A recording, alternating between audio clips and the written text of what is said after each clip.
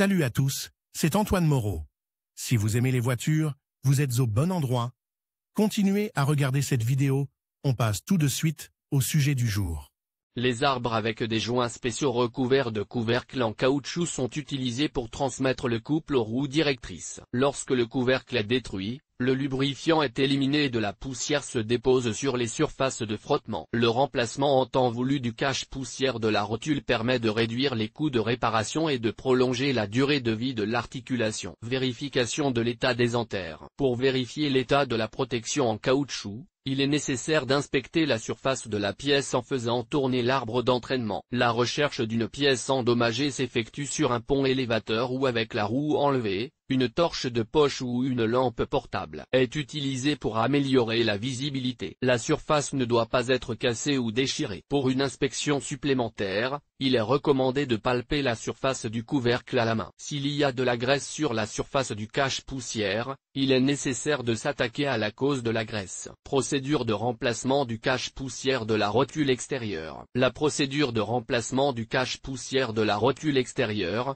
qui a une conception unifiée, est identique pour la plupart des voitures à traction avant. Le travail est effectué sur un pont ou une fosse d'inspection. Avant de commencer la réparation, il est nécessaire d'acheter un nouveau cache, d'origine ou d'un autre fabricant, avec un jeu de pinces de fixation métallique. Il est également nécessaire d'acheter de la graisse, qui est introduite dans la partie interne de la fourche. Outils nécessaires. L'outillage minimum nécessaire pour effectuer les réparations est le suivant: un cric mécanique ou hydraulique, des cales et des supports auxiliaires pour maintenir la carrosserie, une brosse métallique pour nettoyer la surface de la saleté adhérente, un marteau et un burin, chiffon pour l'essuyage, un jeu de clés et de douilles, clé dynamométrique, un tournevis à tête plate et des pinces.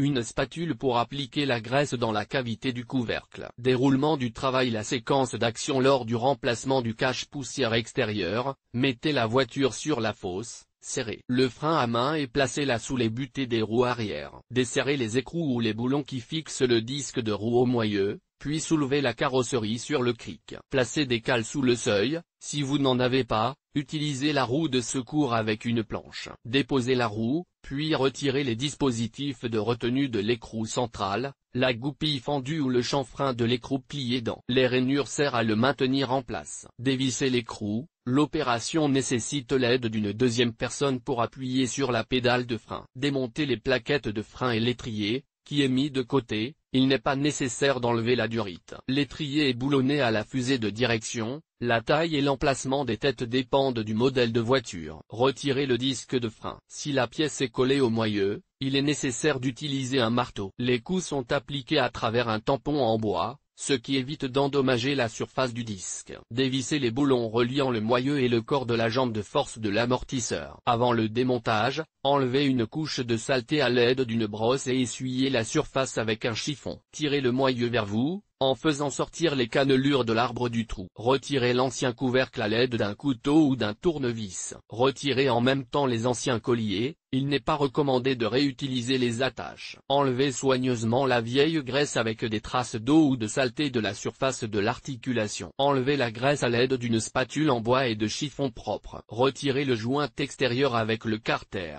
Cette tâche nécessite l'aide d'un partenaire, ce qui ne permet pas de désengager le joint d'arbre près du carter de la boîte de vitesse. L'articulation est retirée de l'essieu à l'aide d'un burin et d'un marteau. La conception utilise une bague de retenue interne qui se comprime sous l'effet de l'impact. Essuyez l'arbre et le joint à rotule des résidus de graisse. Il est permis de démonter l'unité et de laver les pièces avec de l'essence. Remontez l'appareil et appliquez une couche de graisse sur les pièces, la substance étant bien tassée dans toutes les cavités et les rainures. Placez un nouveau cache-poussière sur l'arbre. Une portion de graisse est ajoutée dans la cavité du cache. Connectez le joint et le demi-essieu, en ayant préalablement aligné les dents d'appui. Placez des pinces aux endroits d'origine, puis installez les pièces retirées. Lors du serrage des filets, il convient d'appliquer le couple de serrage recommandé par le fabricant. Option sans dépose. La procédure de dépose et d'installation du couvercle sans déconnexion de l'arbre et du joint implique l'utilisation d'un dispositif spécial qui étire le plumeau en caoutchouc. Cette méthode est utilisée lorsqu'il est impossible de séparer les pièces sans détruire les éléments métalliques,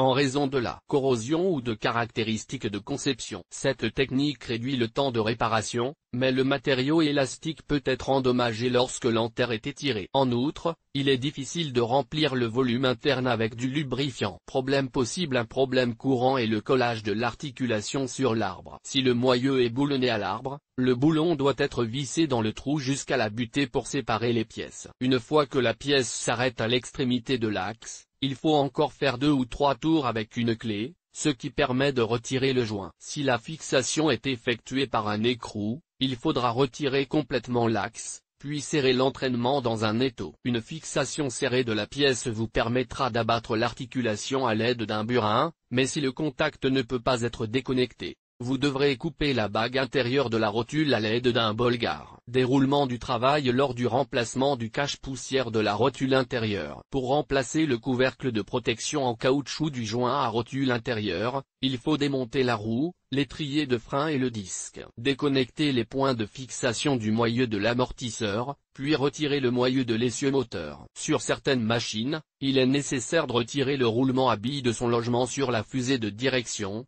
puis de retirer le moyeu. Retirer les pinces qui maintiennent le plumeau sur le boîtier de transmission. Comme de l'huile liquide s'échappe du carter de transmission lorsque la tige est retirée, il convient d'utiliser un chiffon. Retirer l'anneau de retenue qui maintient les tripodes, puis tirer avec précaution l'entraînement hors du carter, en marquant la position des pièces à l'aide d'un marqueur. Marquer les positions des tripoïdes avec un marqueur, puis retirer le T. Laver les pièces avec de l'essence et essuyez-les avec un chiffon sec. Placez un nouveau cache-poussière sur l'arbre, remplissez l'ensemble de graisse et réassemblez l'actionneur. Pendant l'assemblage, il est nécessaire d'appliquer de la graisse sur le T et les tripoïdes. Après avoir installé l'arbre dans la boîte, montez les colliers, puis installez les pièces de suspension retirées à leur place d'origine. Si la fourche se brise sur la route, il est nécessaire de soulever la carrosserie de la voiture sur un cric, puis d'enlever l'ancienne graisse par le trou et d'introduire une portion de substance fraîche. La zone endommagée est recouverte d'un sac en cellophane ou enveloppée d'un ruban isolant ou d'un ruban de papeterie. Cette protection est conçue pour couvrir jusqu'à 500 km sur route sèche. Si le déplacement est effectué par temps humide, il est recommandé de vérifier l'état du sac tous les 30 à, car la pénétration de saleté dans le lubrifiant entraîne une usure accélérée de l'articulation.